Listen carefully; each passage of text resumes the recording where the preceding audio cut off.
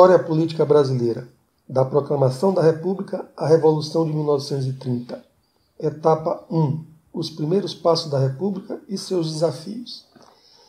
Em 2 anos, tivemos no Brasil 2 acontecimentos primordiais que iriam transformar o destino do país.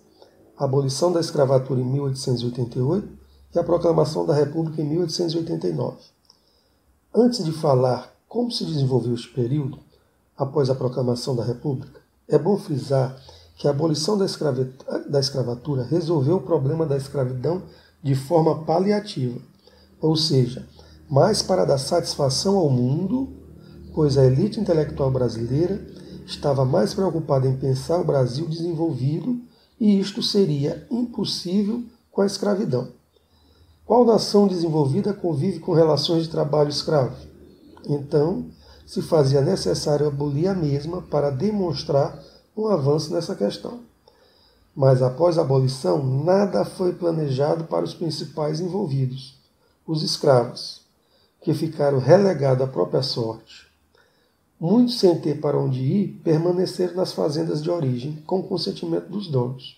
Outros foram em busca de terras virgens sem nenhuma condição ou apoio governamental.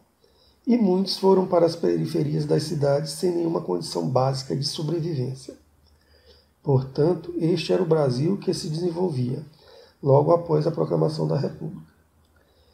Desta forma, os militares, principais articuladores do golpe republicano, junto com os profissionais liberais e intelectuais brasileiros, vindo principalmente das faculdades portuguesas, passaram a planejar o Brasil dentro de uma república com vistas a alcançar o desenvolvimento como de outras nações, como a Inglaterra, a Alemanha, a França e Estados Unidos. Este era o caminho a percorrer.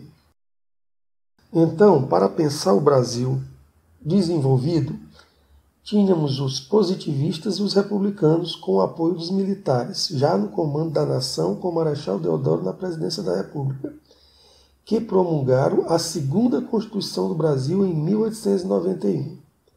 Pela nova Constituição, as províncias passaram a ser denominadas de estados, que elegeria seu próprio governador e o seu parlamento, contrair empréstimos estrangeiros, arrecadar impostos e manter milícias.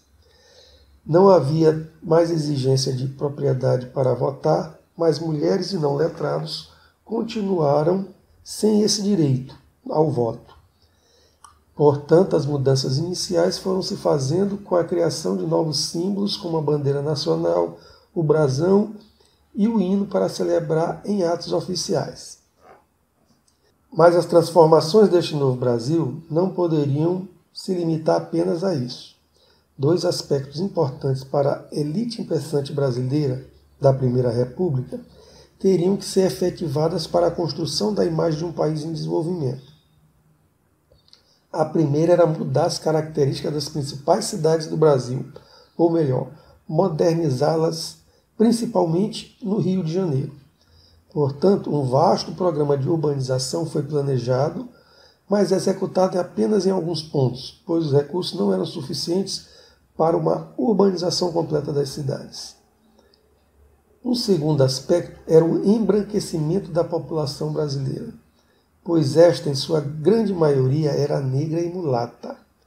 Então, como se chegar ao desenvolvimento do Brasil com uma população assim, onde as teorias positivistas e antropológicas racistas da época determinavam que as populações originárias da África, América e do Oriente não traziam em si o germe de uma população propensa a construir uma sociedade desenvolvida? Seria preciso impor estas características na população brasileira. Ora, segundo estas teorias da época, que hoje já estão ultrapassadas nas ciências sociais, determinavam a dificuldade para se chegar ao desenvolvimento do país com populações deste tipo. Uma das soluções então encontradas foi buscar o embranquecimento da nação por meio da miscigenação, uma coisa que na prática e a curto prazo não seria possível, o que está provado até os dias de hoje. Já no campo político, No primeiro ano da República, Marechal Deodoro assumiu a presidência tendo como seu vice o Marechal Floriano Peixoto. Mas logo, Deodoro entrou em conflito com o Congresso ao tentar aumentar os poderes do Executivo, tentando criar um modelo de poder conservador.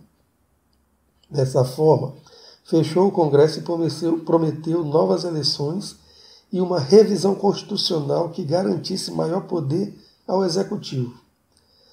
Além de não ter apoio das elites políticas brasileiras, com estes atos autoritários, não conseguiu obter um apoio completo dos oficiais das Forças Armadas brasileiras.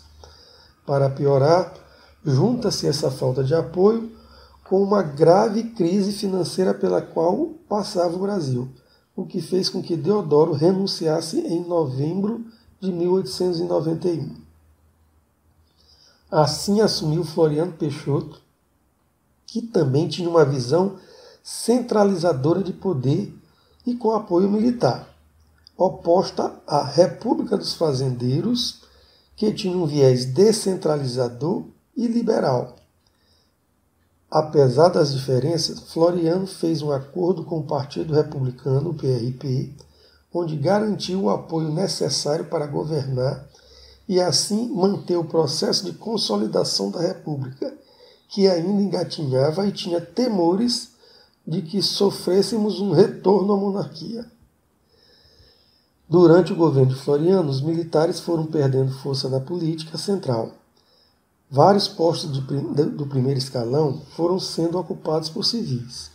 O próprio presidente Floriano não conseguiu emplacar o nome do seu sucessor para a presidência.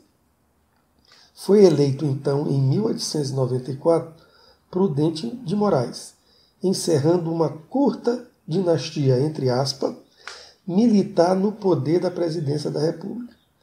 Durante essa passagem da presidência de Floriano a Prudente de Moraes, ocorreu a Revolução Federalista no Rio Grande do Sul, e já no governo de Moraes, a Guerra de Canudos. Mas isto nós veremos na próxima aula. Muito obrigado.